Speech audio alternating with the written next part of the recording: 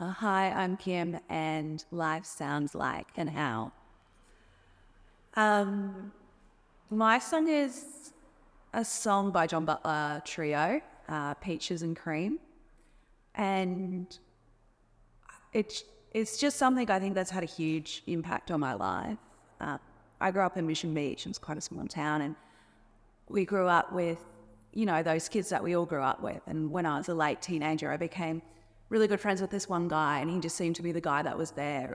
When I was sad, he sat with me while I cried, and when I came out, I didn't have to tell him. He was just kind of there. Um, Towards the end of year 12, one sad day, we were all going to head off to a music festival in Innisfail. I remember on the way getting a phone call saying that he'd had a motorbike accident. Um, uh, and he had, yeah. Uh,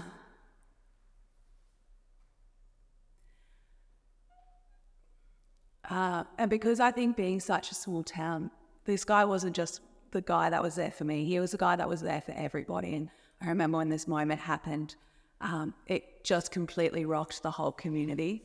And the day of his funeral, it was in the little church in Mission Beach, and the whole community had shown up, and it was just packed. There was not enough room in the church. Everyone was spilling over into the street, and all of his four mates ended up rocking up last. And I remember them coming over the hill and down to this packed out church in his little red car with their black sunnies on, and just blaring Peaches and Cream by John Butler. Anyway, the weird thing was, as I got older and I'd have these moments where I really was struggling, I used to go to this spot to think, and every time I get there would be this owl there, and this owl became Jordan for me. It would sit there and it would remind me everything's going to be okay, like you're going to get through this. And then in I don't know, I'm not good with years, but I went down to Adelaide Fringe Festival, and I got the call that mum's cancer had just come back, and I was all alone in this place where I didn't know anybody. And I walked into the Fringe party that night, and I met my now fiance. And I remember the first moment seeing her.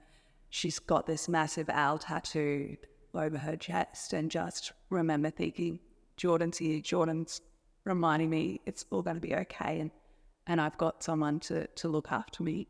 And yeah,